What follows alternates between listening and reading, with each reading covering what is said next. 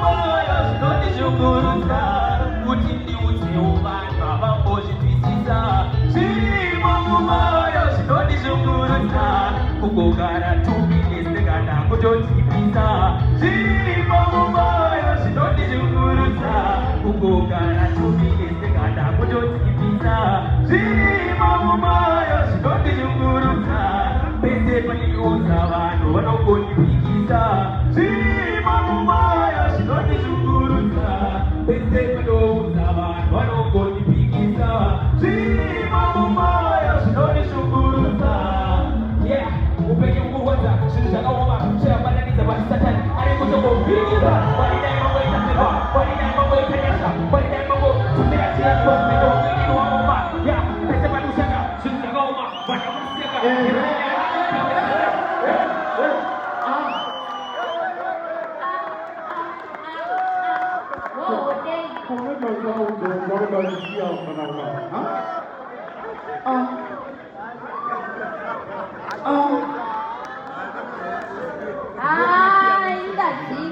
Next, Jacob was on the mama.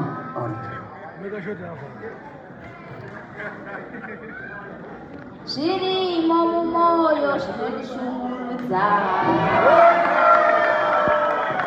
All right, DJ.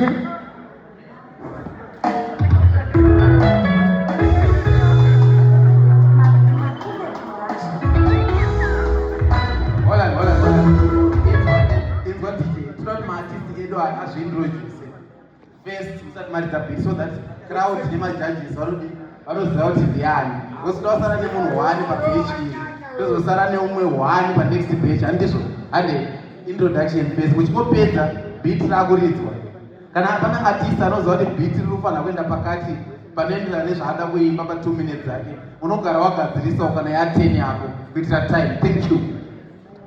Hallelujah. Amen. Indeed was Stella Shamushimba Gospel. But I know the ambassadors for Christ. Yes.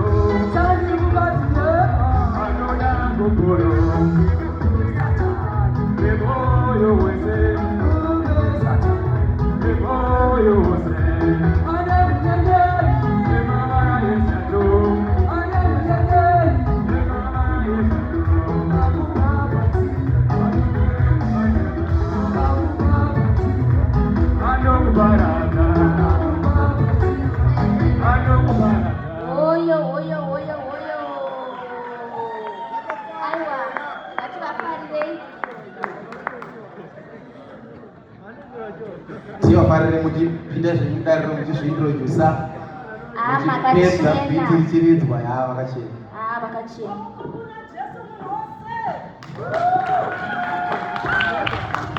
Achimoshatira Jesu maoko. All the way from Gutu, Minister Chiwero maoko.